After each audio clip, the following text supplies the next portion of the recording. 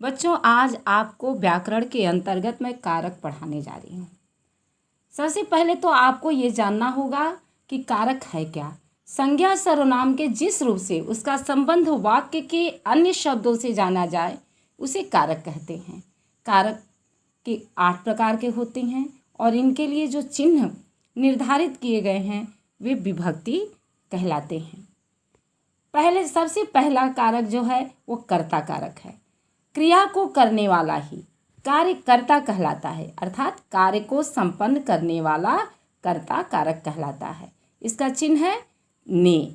जैसे मोहन ने पुस्तक पढ़ी, श्याम ने गाना गाया। तो यहाँ कर्ता कौन है? मोहन है, श्याम है। ये दूसरा आपका कारक है कर्म कारक। शब्द के जिस रूप से क्रिया का फल पड़ता है उसे कर्म कारक कहते हैं। कर्म कारक की विभक्ति चिन्ह है को। जैसे अध्यापक ने बच्चों को पढ़ाया। कभी कभी को विभक्ति के बिना भी कर्म कारक होता है। जैसे सुरेश ने पत्र लिखा। किसको लिखा? पत्र को लिखा। तो पत्र को केवल पत्र है तो यहाँ कर्म कारक है। तीसरा है करण कारक। कर्ता जिसकी सहायता से कार्य संपन्न करता है वह करण कारक होता है, अर्थात जो साधन के रूप में प्रयोग किया जाता है उसे करण कारक कहते हैं। जैसे बच्चों ने चम्मच से खीर खाया या उस बच्चों ने साइकिल से दौड़ लगाई। ये क्या है? साधन के रूप में प्रयोग हुआ, इसलिए यहाँ करण कारक है। फिर है संप्रदान कारक। जिसे कोई वस्तु प्रदान की जाए या जिसके लिए कोई क्रिया की जाए उसे संप्रदान कारक कहते हैं। दा के अर्थ में, देने के अर्थ में संप्रदान कारक का प्रयोग होता है।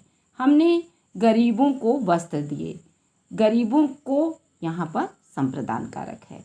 मैं अपने छोटे भाई के लिए खिलौना लाया, यहाँ छोट के लिए का प्रयोग हुआ है तो भी यहाँ पर संप्रदान कारक है।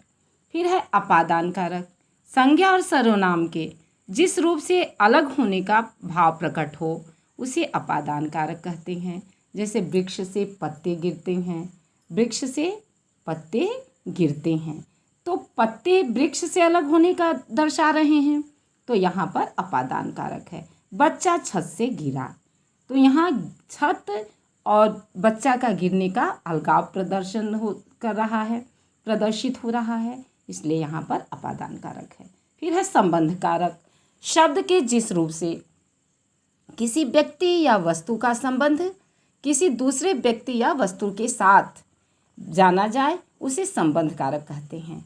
इसका चिन्ह है का, की, के, रा, री, रे आदि। जैसे वह मोहन का भाई है, तो मोहन और भाई का संबंध जो है का चिन्ह से प्रदर्शित हो रहा है। वह मेरा मित्र है, तो यहाँ पर संबंध कारक है। फिर है अधिकरण कारक। जिस संज्ञा या सर्वनाम पद से क्रिया के आधार का बोध होता है उसे अधिकरण कारक कहते हैं। इसका है चिन्ह में और पर। मछली पानी में रहती है और पक्षी पेड़ पर बैठे हैं, तो यहाँ में और पर अधिकरण कारक हैं। फिर है संबोधन। जब किसी संज्ञा को संबोधित किया जाता है तब संबोधन कारक का प्रयोग होता है। इसके विभक्ति चिन्ह हैं हे, अरे आदि। हे लड़के, हे लड़कियाँ आदि।